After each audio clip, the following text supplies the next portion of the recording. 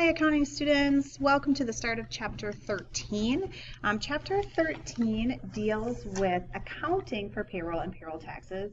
And remember, in Chapter 12, we were processing payroll.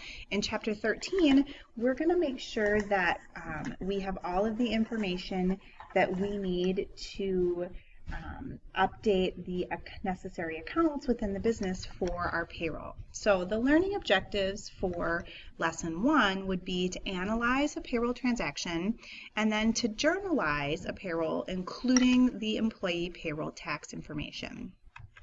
So the first thing that we want to refresh our mind about is salary expense, and salary expense would be the gross earnings for all employees, and they include hourly wages, salaries, commissions, and that is reflected as a salary expense.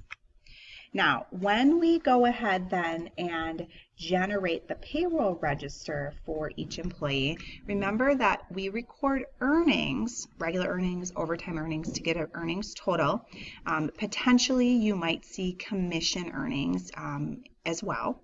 And after we find out exactly how much total earnings would be represented for all of our employees, then we have to start doing the deductions that employers are responsible for taking out prior to the employee receiving the check. So federal income tax, Social Security, Medicare, health insurance, retirement, all total up the deductions and figure out the net pay. And we did all of that in the last chapter. So we would just be looking at our completed payroll register, and you can see this one is completed December 15th of the month. So here we have the specific line items, and then now we're looking just in general at the totals information.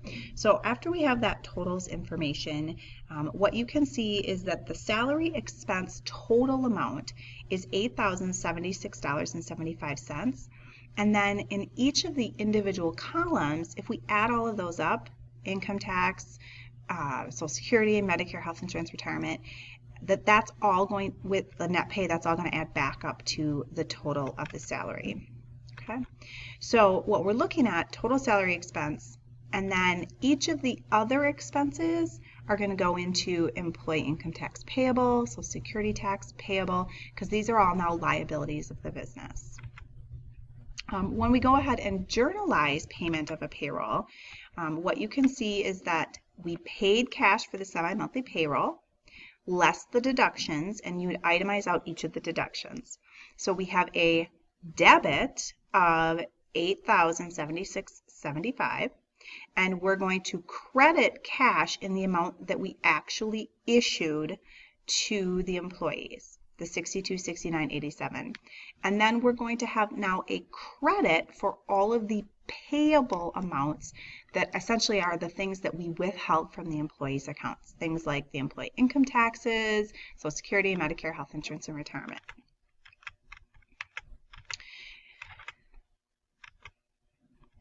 And so as we move forward, what you'll want to think about is the next step would be we actually have to pay that stuff out, right? So what account title is used to journalize the total earnings column of the payroll register? This would be salary expense, and that's the total earnings. And then the account title that's going to be used to journalize federal income tax column, that's employee income tax payable. Social Security is Social Security tax payable. Medicare is Medicare tax payable. And that would be the end of them. So from here, go ahead and go online, do the forms, do the work together and on your own, and then move on to lesson 2. Good luck.